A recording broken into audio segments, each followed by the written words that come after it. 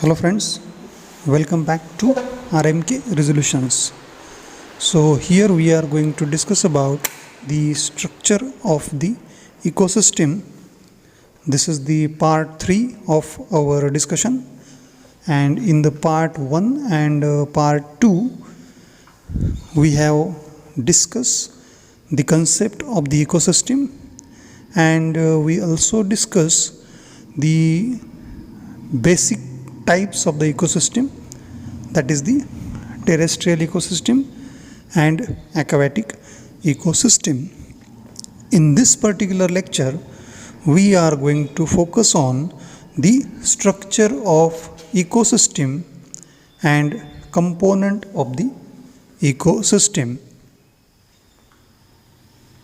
So we know that ecosystem, it is the interaction between the biotic and abiotic components, then interactions of the living organism with each other, and these living organism, they interact with the surrounding environment, that is known as the ecosystem. So ecosystem is, and we can say that ecosystem, it is the one kind of system where the interactions of the living organism takes place for the survival purposes. So the structure of ecosystem is characterized by the organization of both biotic as well as the abiotic components, and it includes the distribution of energy in the environment. So distribution of the energy is an very important, how energy is distributed among the living organisms, how energy is transferred between the living organism. This is important in the ecosystem, and it includes the climatic conditions in the particular environment. So remember, my dear friends, there are different types of ecosystem we have discussed in a previous lecture. That is the basically there are two types: terrestrial ecosystem and aquatic ecosystem. Terrestrial ecosystem, those ecosystem which are found on the land, and aquatic ecosystem, those which are found inside the water. So when we discuss the type of the ecosystem, then in that ecosystem the climatic conditions plays an very important role. Actually, the climatic conditions, they decide the type of the ecosystem. For example, forest ecosystem and grassland ecosystem, when we compare these two ecosystems, then climatic conditions are very important in these two ecosystems. And when we compare the another ecosystem, for example desert ecosystem, so again here the climatic conditions are very important. In the desert ecosystem, we know that the rainfall, or we can say the precipitation, is very less. So that's why the vegetation, that is the green components, are very less in a desert ecosystem. So their temperature is hot in the desert. Mostly the high temperature is found in the desert ecosystem. And when we look at the tundra ecosystem, so where the temperature is very low because snow is covered on the land, but again the rainfall is very less and snowfall is very high. So again, because of the low rainfall, there is a low vegetation. Animals which are found in the tundra ecosystem is again a different one. Their body adaptations are different. So basically the point is that climatic conditions are important for the particular ecosystem. So the structure of ecosystem can be split into the two main components, and these two main components are biotic components and abiotic components. Structure of the ecosystem: biotic components, that is the living organism, which included the animals, plants, different bacteria, or we can say microorganisms, then fungi, algae. All these are the biotic components in the ecosystem. And abiotic components means non-living, we can say. In abiotic there is a temperature, precipitation, these are the then different minerals, they come into the abiotic things. So remember my dear friend, these are the two important components of the ecosystem, and these two components, they interact with each others. These two components, they interact with each other, and then they are going to form an ecosystem. So try to understand, this is a very important concept in the ecosystem, and these are the two important components.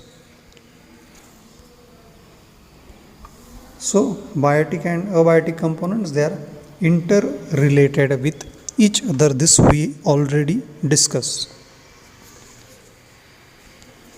So ecosystem, we can say this is an open system where the energy and components, they flow through their boundaries. These particular components, they having their own boundaries, and this energy is flow through these boundaries.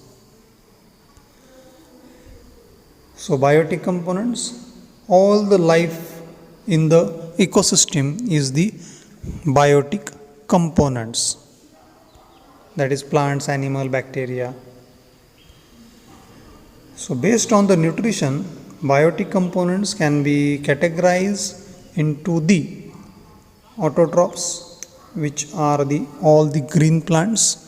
Autotrophs, they able to make their own food, is known as the autotrophs. And heterotrophs, they depend on the autotrophs for the food purposes.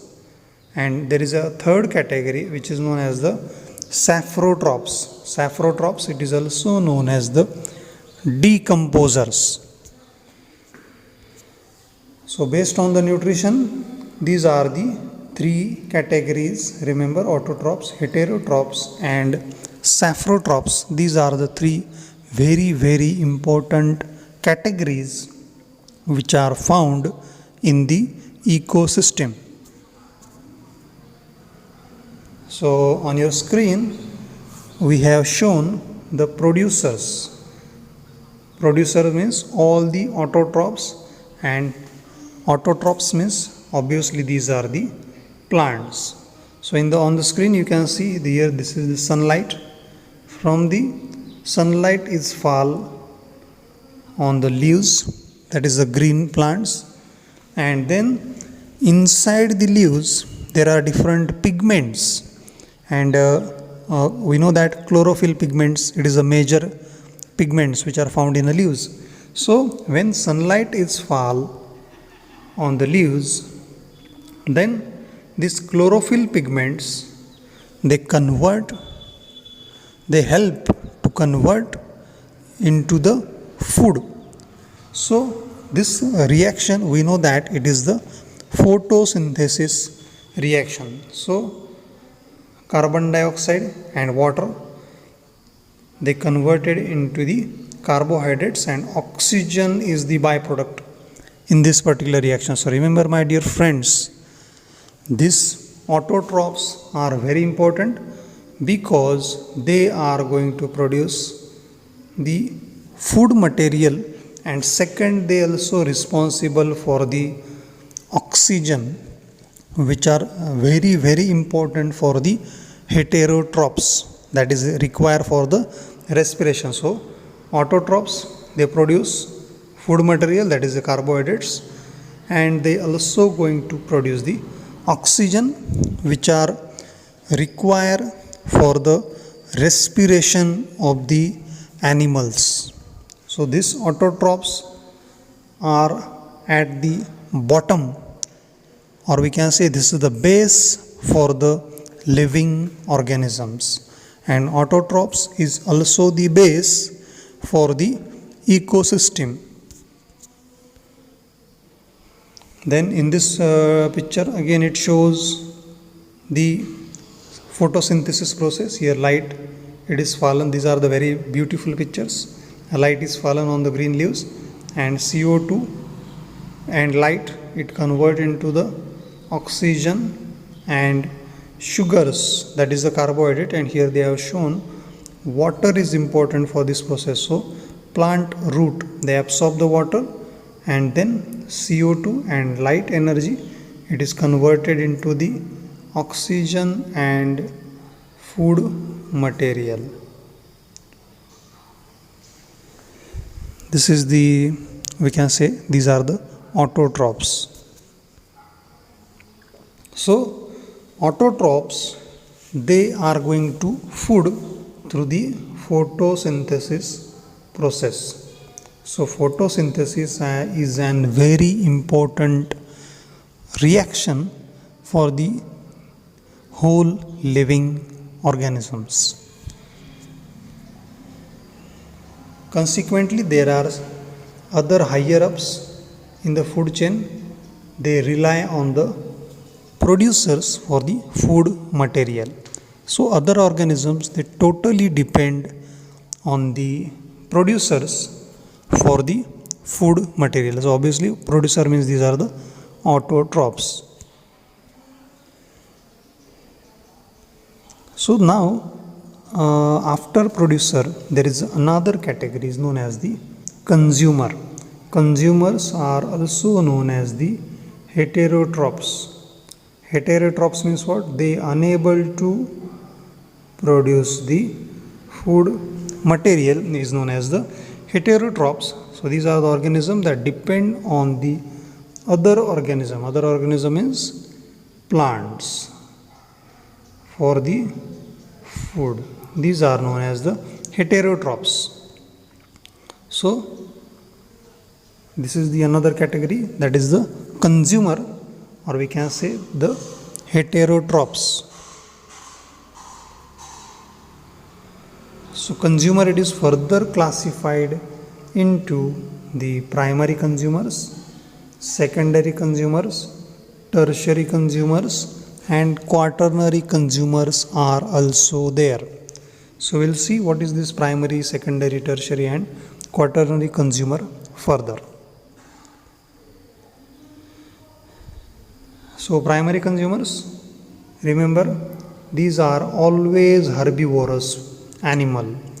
They rely on the producer for the food material. So those are animals which consume the plants, or some producers are known as the herbivorous animal. Herbivorous are also known as the primary consumer.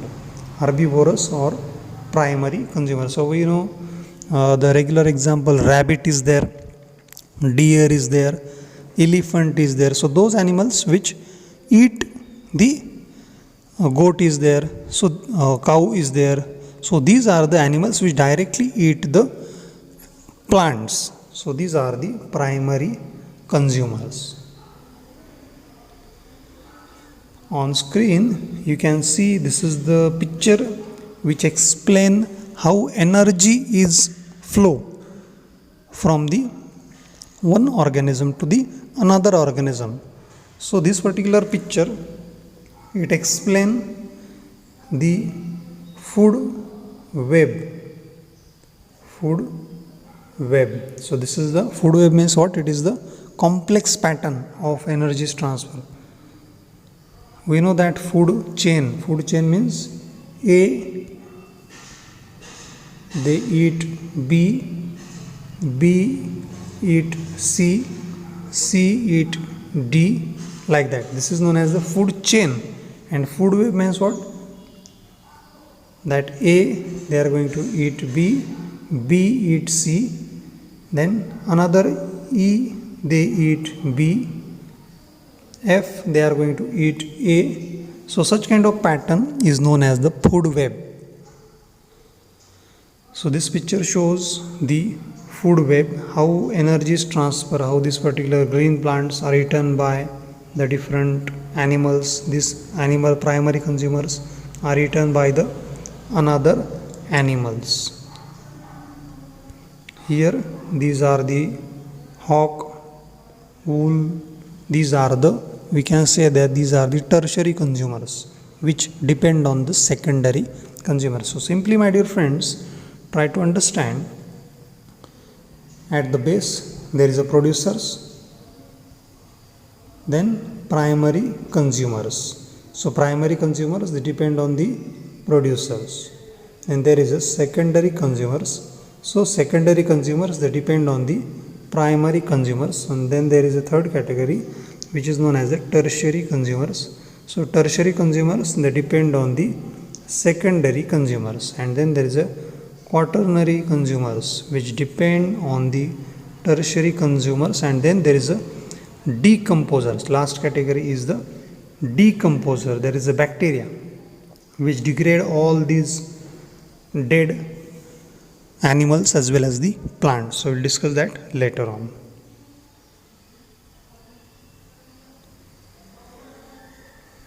So here you can see this is an example of the primary consumers. See, my dear friends, this one is the producer.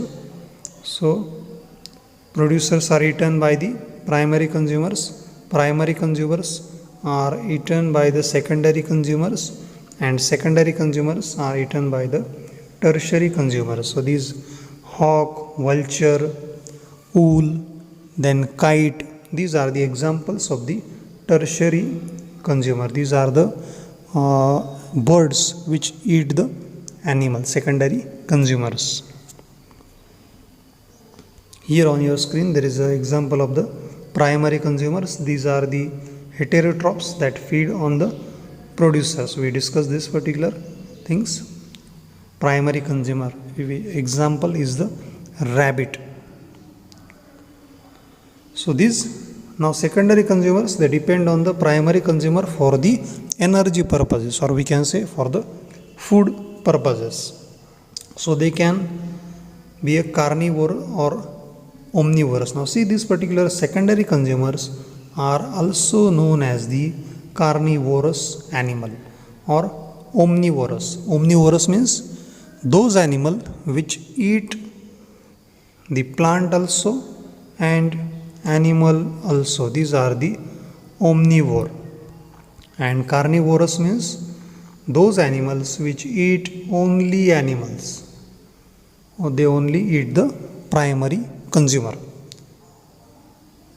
And omnivorous means they eat both animals as well as plants. Then next category is the tertiary consumers. These are the organisms that depend on the secondary consumers. Now tertiary consumer means what? There are carnivorous birds, that is the kite, wool, then vulture, hawk. These are the carnivorous birds, are also known as the tertiary consumers. You can see on your screen, these are the tertiary consumers. So this picture explains the food chain. We can say primary producers. Primary producer means these are the autotrophs. Primary consumers, do not confuse with the primary producers and primary consumer.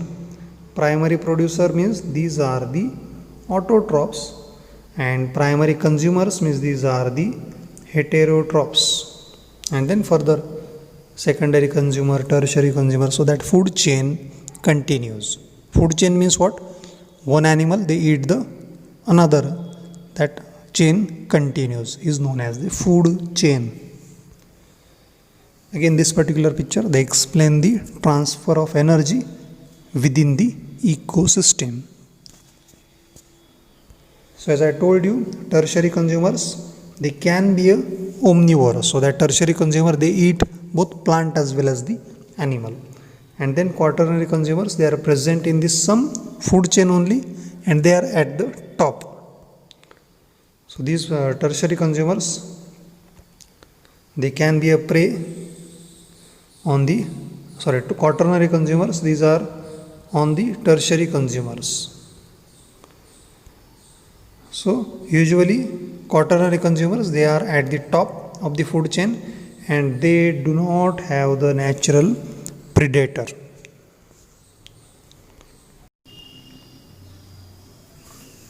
So on your screen now, these are the decomposers, which are also known as the saprophytes.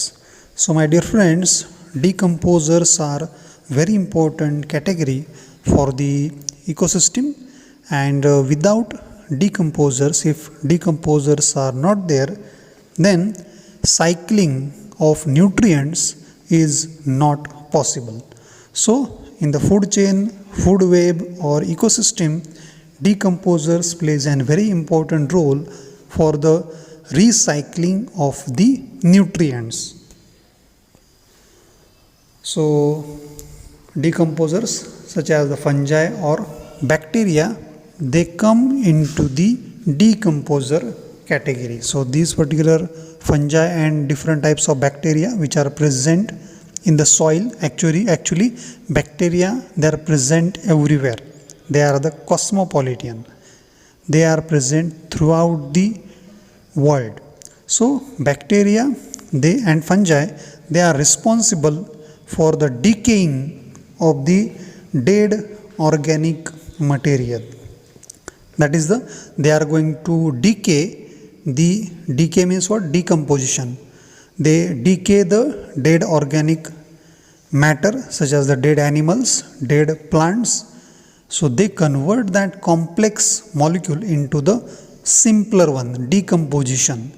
So decomposition is the very important functions of the decomposers, and fungi and bacteria, they are the decomposers. You can see on your screen, there are different types of bacteria. Bacteria, they are either circular or rod shape. These are the two types of bacteria, and they plays an important role in the decomposition. So again here these are some examples of the decomposers which are on your screen. These are the fungi. Different types of fungi are there, which again having a very important role in the nutrient recycling. You can see these are the bacteria, circular shaped bacteria. So bacteria, they directly thrive on the dead and decaying organic matter. That is, by bacteria, they depend on the dead organic matter and decaying organic matter for the food purposes. So decomposers, they are essential for the ecosystem, and they help in a recycling of the nutrients, and that nutrients is again reused by the plants. Plant roots, they are going to absorb that particular nutrients again. So that cycle is complete. See my dear friends, cycles, how cycle is completed? Autotrophs are there. Autotrophs are eaten by the primary consumers. Primary consumers are eaten by the secondary consumers. Secondary consumers are eaten by the tertiary consumers. Tertiary consumers are eaten by the quaternary consumers. And when these primary consumers, secondary consumers and tertiary consumers and quaternary consumers, when they died, then that particular died animal as well as the plant is decomposed by the decomposers, and that nutrients are again reabsorbed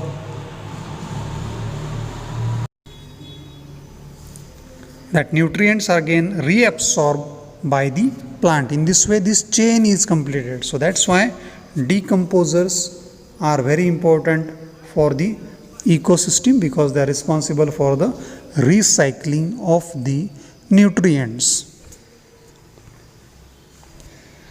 So up to now we have discussed the biotic components, and then here we are going to discuss the abiotic component. So here all the non-living components these of the ecosystem, these are the abiotic components, which includes the air, water, soil, minerals, sunlight, temperature, nutrients, wind, altitude and turbidity. These all are the abiotic components, and these abiotic components which are present in the environment, they are going to decide which kind of ecosystem is there. So these are the factors which are responsible for the ecosystem. So what kind of air is traveling in that area, what kind of soil is there, what kind of minerals are found in the soil, then how is the intensity of the sunlight, whether temperature is cold or hot, then nutrients, which kind of nutrients are found over there. Then altitude again is a very important factor to decide the ecosystem or to decide the living organisms. So these are the very important abiotic factors which are found in the ecosystem.